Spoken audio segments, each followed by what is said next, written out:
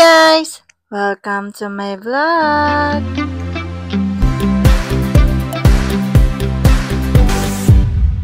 For today's video, tama nga nakikita nyo, paalis na naman kami. Kaya tara, samahan nyo kami pumunta sa aking birthplace. Wow, maka-birthplace naman, nakala mo ang layo ng panggagalingan. Papunta kami niyan sa Balok-Balok o mas kilala ng karamihan na Pagaspas. Kung dito nga kayo nakatira sa Tanawan, ay malamang-lamang alam nyo kung saan ang Pagaspas.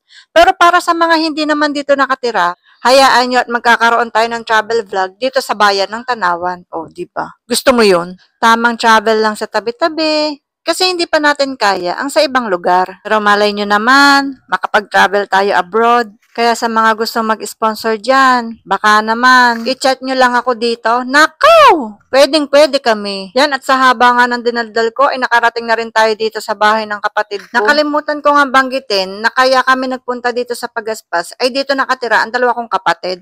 O diba? Sa haba ng sinabi ko kanina, may nakalimutan pa pala akong sabihin. Dito nga ay pantakbo na naman itong si Yumi. Alam nyo ba? Pero malamang hindi nyo alam. Isa sa talent ng anak ko ay ang pagkabisado ng daan. Mula kasi sa bahay ng kapatid ko sa Emily na kanyang tita Ninang, ay alam din ni Yumi ang daan papunta naman sa bahay ng isa ko pang kapatid. Yan, at pagpasensyahan nyo na nga kung medyo madilim ang pagkakakuha ko dito. Medyo hapon na kasi kami nakaalis ng bahay, kaya ginabi na kami nang makarating dito. Dito nga ay tuloy-tuloy lang ang paglalakad namin at tingnan nyo naman si Yumi, nangunguna. Kulang na lang ay hatakin ng kanyang tita Ninang. At yan, hahatak na nga. Dahil malapit na kami, sinalubong si Yumi ng mga pinsan niya. Tapos nga agad itong si Yumi sa pinsan niya. At ayun pa, yung isa, nagtatatakbo. Aba, parang ang tagal hindi nagpangita. Sabik na sabik ba sa isa't isa? Yan, at nandito na nga tayo sa bahay ng kapatid ko. Yan ang pamangking ko, abay pangisi agad din. Ito naman ang hipag ko, pangisi din. Ewan ko ba sa mga to? Pag natatapatan ng camera, ay automatic na tumatawa. Ito naman ang kuya ko. Yan, pangisi din. Pamilya ata ng palatawa itong napuntahan ko. Dito nga inaaya ko na si Yumi umuwi, pero parang ayaw pa niya. Pero dahil gabi na, ay bibit-bitin ko na nga lang itong si Yumi para kami ay makaalis na. Dito nga, ang sabi ko kina kuya ay kami ay aalis na. Kaya ayan, nagsilabasa na kami. Sabi ko nga sa pamangkin ko ay videohan kami. Kaya ayan, hindi na kami magpang-igi. O sabi ko, videohan mo kami na paalis na kami at magbababay kami. O isa pa, isa pa. O diba? Anlo ka. Yan, at nakabalik na nga kami dito sa bahay ni Emily. At dahil gabi na nga kami, napagdesisyon na ni Emily na maglomi na lang kami. Hindi pala.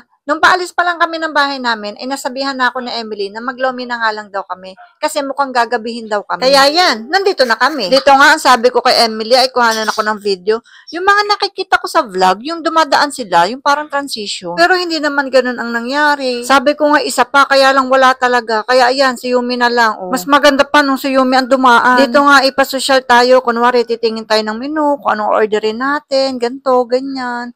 Pero lomi talaga ang orderin namin. Pero kung sakaling magawi kayo dito, ayan, ipapakita ko na din kung anong menu nila para may idea na kayo pag umorder kayo. Una, meron silang noodles, yung lomi, pansit, ganyan. Meron din silang silog, chow fan, yung mga barbecue, may sabaw, may hamburger, nakita ko rin, may samgyupsal. At madami pa. Kaya go na dito. At mabalik nga tayo kayo, may ayan siya. Pawis na naman, kakatakbo. Pero okay lang kasi enjoy naman siya. At dito nga, itinatanong ako ng kapatid ko kung ano daw ang gusto ko. Ay, alam mo na, lomi. Lomi tayo all the way. At dahil naka-order na kami, ay dito nga, ay nag-aantay na lang kami ng pagkain. At habang nag-aantay kami, ay si Yumi, yan, nag-e-enjoy talaga siya. Walang kapapaguran, takbo dito, takbo doon. O diba, ngiti-ngiti ang bata at nakawala. Yan, at dito nga ay kumakain na kami. Binitawan ko na muna yung cellphone para makakain kami ng maayos. Lalo na ako at si Yumi. Kasi sinusubuan ko si Yumi. At matagal kaming kumain, in fairness. Kaya yan, time-lapse ko na lang. Isa din pala sa dahilan kung bakit pumunta kami sa mga kapatid ko, ay para maipasyal ko ang lola ni Yumi na dumating kahapon. Para kasing nakasanayan ko na kada bisita sa amin ng lola ni Yumi, ay ipapasyal ko siya sa mga kapatid ko para maging close sila at walang ilangan. Siyempre, isang pamilya na kami. At sa part na to, ay nalobat na nga ang cellphone ko. Kaya ito, nandito na agad kami sa bahay. Pagkatapos naman namin kumain doon, ay nagpahinga lang kami saglit at umuwi na rin kami. Yan, at dito ko na nga lang din tatapusin itong video. Sana nag-enjoy kayo. Bye!